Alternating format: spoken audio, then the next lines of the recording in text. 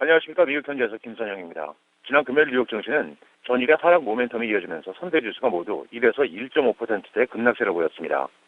국제 원유 가격이 전일에 이어 또다시 3%가 급락하는 등 원자재 가격의 하락세가 이어지고 있는 데다 대기업들의 실적이 부진한 모습을 보인 것이 증시의 하락 요인이 되었는데요. 먼저 세계 최대의 인터넷 장비 업체 시스코 시스템즈가 예상을 다소 웃돈 실적에도 불구하고 다음 분기 전망을 크게 하향 제시하면서 6%가 급락해 IT 업종 전반의 하락 요인으로 작용을 했고, 이틀 전 부진한 실적을 발표했던 미국 최대 백화점 메이시스에 이어 고급 백화점인 놀스트롬 역시 예상에 15센트 못 미친 주당 57센트의 순이익과 저조한 분기 매출 그리고 연간 실적 전망을 하향 제시하면서 거의 20%가 폭락해 증시에 악재를 적용했는데요. 이 같은 소매 업체들의 부진을 반영하듯 연방 상무부에 따르면 10월 미국의 소매 판매가 0.1%가 증가하는 데 그쳐 당초 0.3%가 증가할 것이라던 예상에 크게 미치지 못한 것으로 집계됐습니다.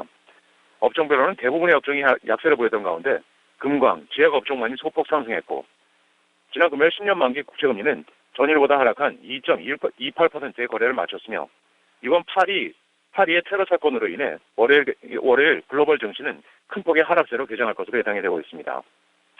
지난주 금요일 증시 이슈와 주요 종목들입니다. 먼저 미국 최대 연기금 캘리포니아 공무원 퇴직연금 캘퍼스가 30억 달러 규모의 부동산 자산을 블랙록에 매각했다는 소식입니다. 캘퍼스는 블랙스톤 산하의 스트래티직 파트너스 펀드 솔루션스의 부동산 자산과 43개의 국내외 부동산 펀드 지분을 매각한다고 밝혔는데요.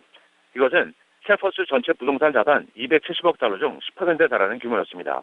캘퍼스는 부동산과 사모펀드, 기타 외부 펀드의 비중을 점차 줄이는 추세이며 2008년 이전에는 쇼핑몰과 상업빌딩 그리고 여러 부동산 펀드에 다소 투기적인 자산을 투자했지만 경기 침체로 인해 100억 달러 이상의 손실을 입은 바 있고, 현재 캘퍼스는 총 운용 자산인 2,440억 달러 중 9.6%를 부동산에 투자하고 있습니다. 지난 금요일 특징 종목들입니다. 제약업체 마일란이 아일랜드 업체 페리고에 대한 260억 달러 규모의 적대적 M&A 시도가 페리고 주주들의 50% 이상의 지지를 얻는 데 실패하면서 결국 무산될 것이라는 보도였는데요. 이 뉴스로 마일랜이 14%가 급락한 반면 피인수 업체 페리고는 6%의 급등세를 보였습니다. 오늘 12월 1일부터 모간 스탠리 캐피털 인터내셔널 MSCI의 신흥시장 지수에 편입되는 바이두와 알리바바가 각각 2%의 악세를 보였고, 미국 최대 자동차 업체 제너럴 모터스는 중국 시장 둔화로 인한 재고 소진을 위해 중국에서 생산된 SUV 모델인 뷰익 인비전을 미국으로 역수입한다고 밝히며 2%의 악세를 보였으며, 외식업체 연브랜스는 KFC의 매출 증가로 인해 10월 중 중국에서의 매출이 예상을 상회한 5%의 증가세를 보였던 소식으로 2%의 상승세를 보였고, 마지막으로 패션 시계 업체 포스는 지난 분기 매출이 전년 대비 13.8%가 급락하는 등 저조한 실적을 발표하면서 주가는 30%의 폭락세를 보였습니다. 마지막으로 이번 주 일정입니다.